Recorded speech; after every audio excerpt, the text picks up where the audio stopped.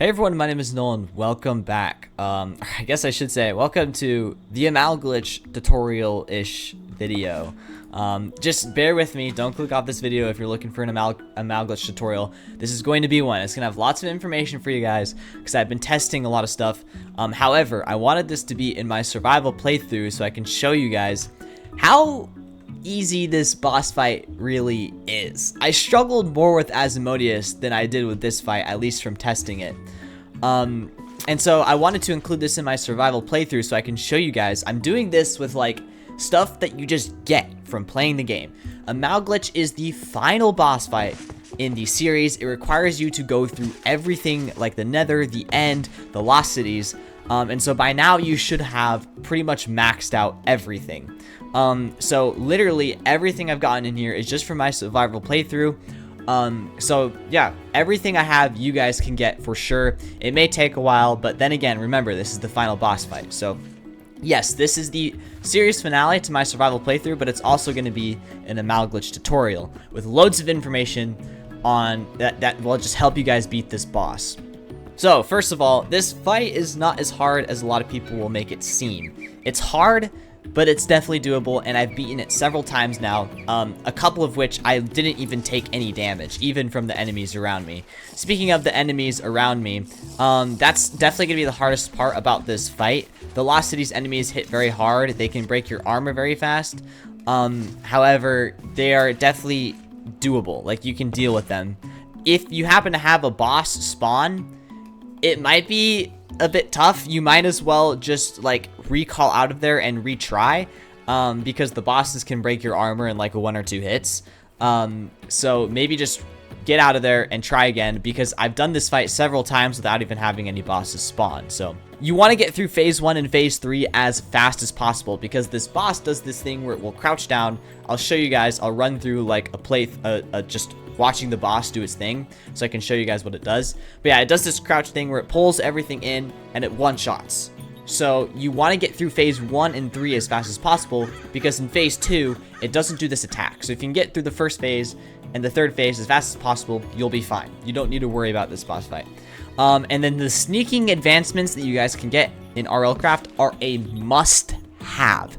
This fight would be pretty much impossible without them. So I'll go through everything you need to know about all that right now.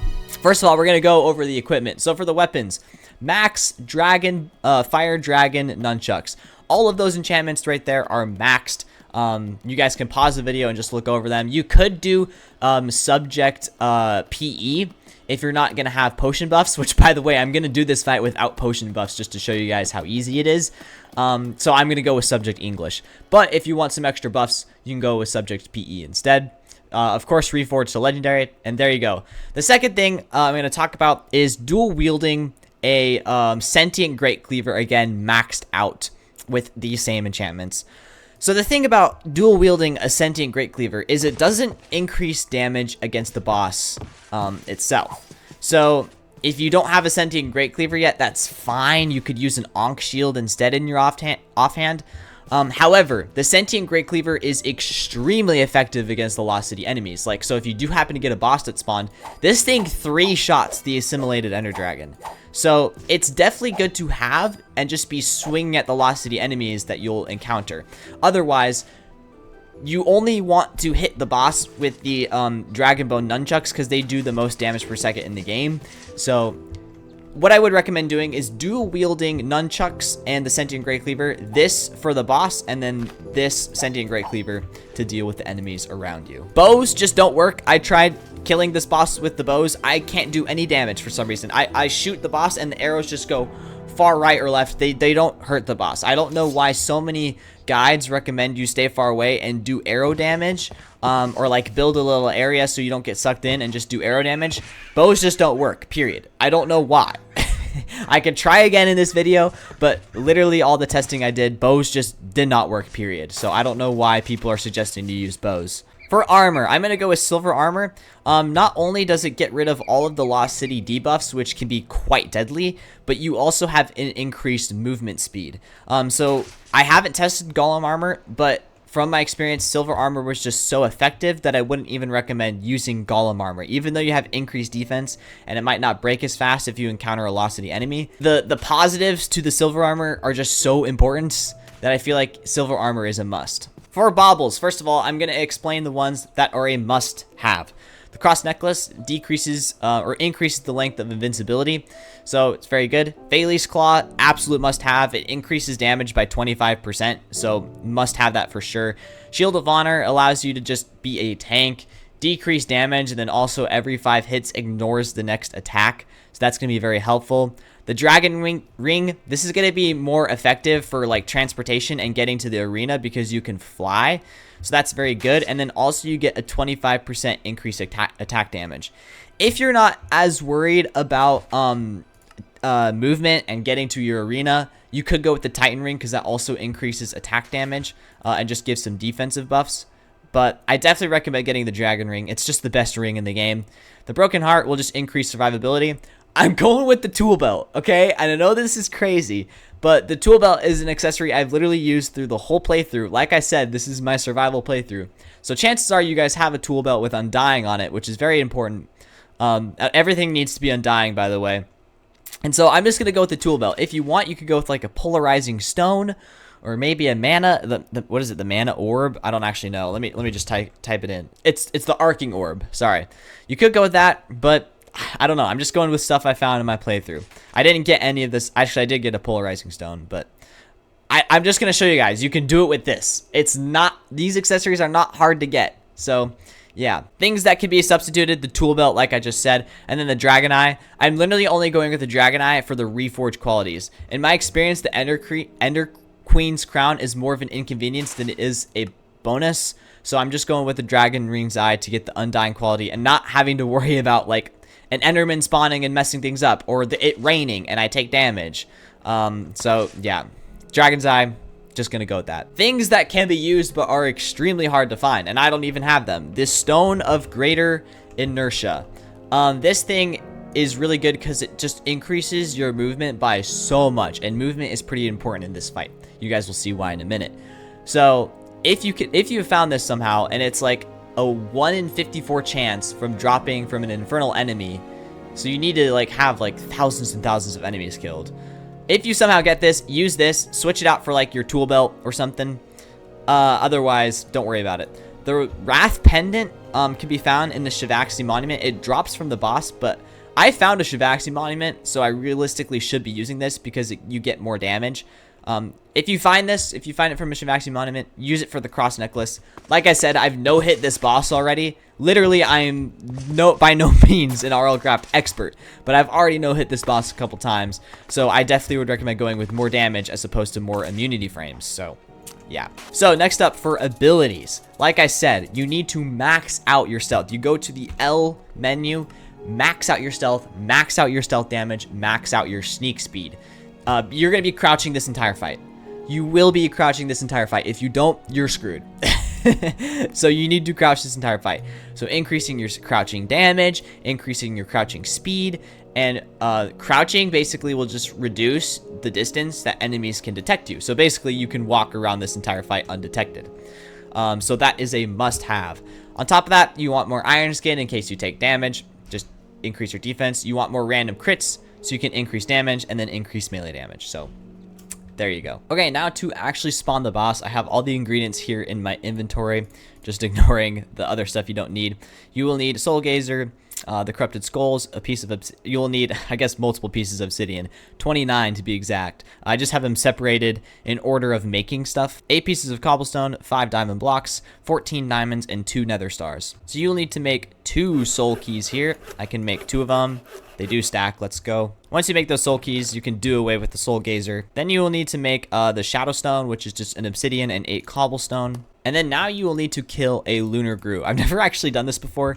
It should be pretty easy. You'll need 12 obsidian and a diamond block to do that. And then one of your soul keys as well. So let me just go up here. I'll kill a lunar grue really fast. Should be really easy with all the stuff I have. What you do is you build 4 blocks of obsidian up like this. You place your diamond block on top. Then you build a 2-block high pillar on top of that. And then you kind of build out like a T shape. So you're going to build 3 blocks of obsidian like that. And then, can I reach? Cannot. And then 3 blocks of obsidian out on the other side, like that. So that's what the shrine should look like there. And then, yeah, you right-click the diamond block with the soul key, and it should spawn a lunar grew. I have peaceful mode on, don't I? I do. All right, take 2. Let's try this again. Yep, okay. See how fast I can kill you? Come here. Easy. And then you get the undead soulstone, which is needed to craft the spawner for the AMALGLICH. So now that you have your undead soulstone and your corrupted skulls, which you should have gotten from killing Asmodeus, you put them down in a cross shape like that. Then you put the shadow stones in the corner.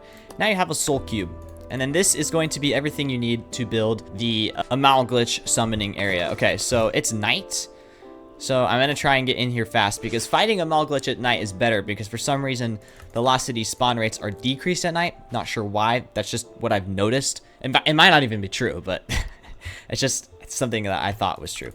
So let me go into the Lost Cities here. We'll go over buffs, and then we'll actually get into fighting this thing. Okay, 4 buffs. There are 4 buffs, or actually, I think, yeah, 4 buffs that I definitely recommend you guys have. There are a couple other ones you could have, like a battle burrito. I don't know. Sinful from eating using a gluttony pendant. You could get that too. Flight. Don't use flight for this. You want to be sneaking the whole time. And then, okay, let's just go over buffs. Elixir of Iron Skin. As you guys can see, +4 armor toughness, +6 armor, pretty good. Diamond Skin, +4 armor toughness, definitely useful to have. Chupacabra meat grants leech, which is really good lifesteal. And then rejuvenation increases the effect of lifesteal. So those 4 are really good to have. You can increase the duration with regular wine, which I don't actually have. And then you can increase the quality of those buffs with wildberry wine. So yeah, there are already Lost City enemies outside here. So before I fight this in survival, I wanted to go over it in creative so I can explain the attack phases. As you guys can see, I have done plenty of testing. Trust me. I've done a lot of testing. All right. Okay, I guess I'll show you guys how you set up the altar to summon this thing. 2 blocks of obsidian, the soul cube that you crafted, then another 2 blocks of obsidian on top of it. Then on each of the corners in a 5x5 grid area, you build 3 blocks of obsidian and then a diamond block on top of it. So you're going to do this in each of the corners. Oh my gosh, there's so many enemies here just destroying everything. Okay, I'm going to explain this in survival as well. So as you guys can see, I am crouching. None of these enemies can detect me. I can get super close to them before they actually detect me. Yeah, it's really good. So I'm going to try to explain this hopefully decently well. I might die. In fact, actually, I'm going to get my ender pearls on hand. Just because I've never actually tried running through this and explaining it. So spawning this thing in, just don't go into that. You'll probably take a lot of damage. And then we just got to wait for this thing to spawn in. Might as well kill all these things around here that I'm probably going to run into. There you go. As you guys can see, I killed him before he could even hit me at all. Okay, so AMALGLICH is going to be throwing these things down on top of you. So you always want to be moving in a circle around the boss. That's why it can be very useful to have the Sentient Great Cleaver and the increased sneak speed and the increased speed in general. That way, you can just constantly be moving. Now, at any second here, he's going to go down. He's going to start crouching down. His eyes are going to glow, and he's going to start pulling everything in an area around you. And I was getting hit by the fear thingies, whatever. And then you always want to be moving in a circle. Okay, there you go. That's basically phase 1. So I'll just show you guys phase 2 now. Just have to get close enough. So basically, my thing is, if you guys use maxed out nunchucks, you can get through phase 1, where he does that pulling in phase, before he even does that special attack. So, yeah. Now, jeez, I don't know why the bow just deflects. So now, in this phase, he's going to be summoning Reapers and Geists. And the Reapers and Geists are kind of deadly. Oh, and Epions. Maybe it's phase 1 he spawns Reapers. But he spawns Epions and Geists for sure in phase 2. They can be kind of deadly, but they're not too much of a problem, especially if you just kill them. And again, the idea is you're going to be blowing through these phases so fast. So, yeah, let me let me start trying to kill this thing here. In phase 3, he shoots giant orbs of darklings, which are upgraded darklings, and they do quite a bit of damage to you. What is even going on here? Come on. As you guys can see, if you don't just blow through these phases, the fight kind of starts to break down. Okay, phase 3, he'll start throwing darkling orbs, but you really want to just get through phase 3 as soon as you can. Yeah, those darkling orbs there. So let me just kill the boss. Those darklings might kill me. I don't even know. They didn't. Oh, they're trying to, that's for sure.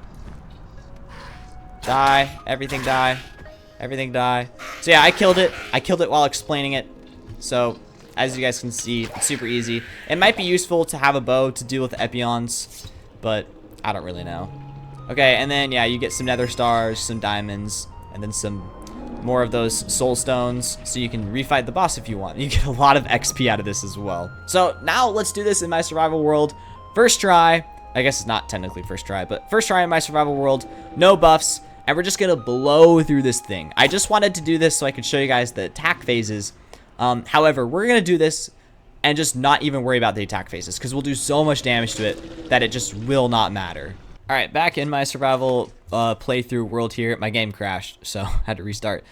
I don't remember. Okay, yeah, so I don't want to go that way because there is another base down there. So I'm just going to go far this way. I don't remember. I think it's probably better to fight it somewhat in the sky, because if you do, the spawn rates are just slightly reduced. So if you wanted to, you could build a giant pillar. But I'm just going to fight it on, like, a building here, because I really could care less. Like, I really am super confident. I mean, I just did this fight while explaining it, and didn't even come close to dying. So, yeah, I should be okay. It's very important to just be sneaking the entire time. And let me make sure. Peaceful mode is not on. Why is peaceful mode on? Why does it keep turning on? I don't know why it keeps turning on. All right, guys, here we go. No buffs, silver armor, just raw survival playthrough equipment. Let's go. I've done this multiple times now. Shouldn't be too hard. Okay, AMALGLICH. Wow, that's really unlucky. Okay. Didn't take too much damage from that. Let's kill these things here. Come on. Die. Okay.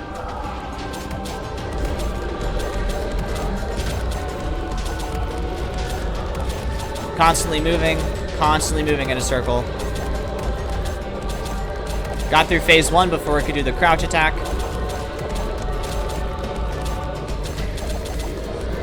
And about to blow into phase 3. Phase 3. And dead. Really easy. And on top of that, there was one Lost Cities enemy that spawned the whole time.